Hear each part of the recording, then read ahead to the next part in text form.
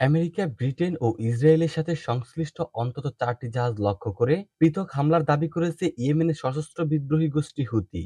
সোমবার লোহিত সাগর, আরব সাগর ও ভূমধ্যসাগরের পাশাপাশি ভারত মহাসাগরে এই অভিযান চালানো হয়েছে বলে জানিয়েছে গোষ্ঠীটি। বিদ্রোহী গোষ্ঠীটির মুখপাত্র ব্রিগেডিয়ার জেনারেল ইয়াহিয়া সারি বলেছেন, প্রথম অভিযানে আরব সাগরে ইসরায়েলি জাহাজ এমএসসি ইউনিফিককে লক্ষ্যবস্তু করা হয়েছে। এছাড়া চলতি সপ্তাহে দ্বিতীয়বারের মতো লোহিত সাগরে পরিচালিত অভিযানে তেলবাহী মার্কিন ট্যাংকার ডেলোনক্সিকেও লক্ষ্যবস্তু করা হয়েছে বলে জানিয়েছেন তিনি। হুতির এই মুখপাত্র বলেছেন, তৃতীয় অভিযানে ভারত মহাসাগরের যুক্তরাজ্যগামী জাহাজ অ্যানোভিল পয়েন্টকে লক্ষ্য করে হামলা চালানো হয়েছে।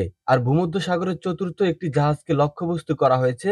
ওই জাহাজটি লাকি সেইলর নামের বলে জানিয়েছেন তিনি। তবে তাৎক্ষণিকভাবে ইয়াহিয়া সারির এই দাবির সত্যতা যাচাই করা যায়নি বলে জানিয়েছে ব্রিটিশ বার্তা সংস্থা রয়টার্স। জেনারেল ইয়াহিয়া সারি বলেছেন, ইয়েমেনের বিরুদ্ধে মার্কিন ব্রিটিশ আগ্রাসন ও ফিলিস্তিনের অবরুদ্ধ গাজা উপত্যকায় ইসরায়েলের গণহত্যার জবাবে হুতিরা ওই হামলা চালিয়েছে। ফিলিস্তিনের গাজা উপত্যকায় দখলদার ইসরায়েলের হামলার প্রতিবাদে লোহিত সাগরে ইসরায়েল, যুক্তরাষ্ট্র এবং যুক্তরাজ্যের মালিকানাধীন জাহাজে গত নভেম্বর থেকে হামলা চালিয়ে আসছে হুতিরা। তাদের ঠেকাতে ইয়েমেনে যুক্তরাষ্ট্র এবং যুক্তরাজ্য যৌথ হামলা চালালেও সেগুলো তেমন ফলপ্রসূ হচ্ছে না। হুতিদের হামলার কারণে লোহিত সাগর দিয়ে জাহাজ চলাচল বন্ধ করে দিয়েছে বিশ্বের বড় বড় প্রতিষ্ঠানগুলো। বিশ্বের সমুদ্রপথে যত বাণিজ্য হয় তার 12%ই লোহিত সাগর দিয়ে হয়। এদিকে বাণিজ্যিক জাহাজ লক্ষ্য করে হুতিদের হামলার কারণে আন্তর্জাতিক বাজারে এর অনেক প্রভাব পড়েছে।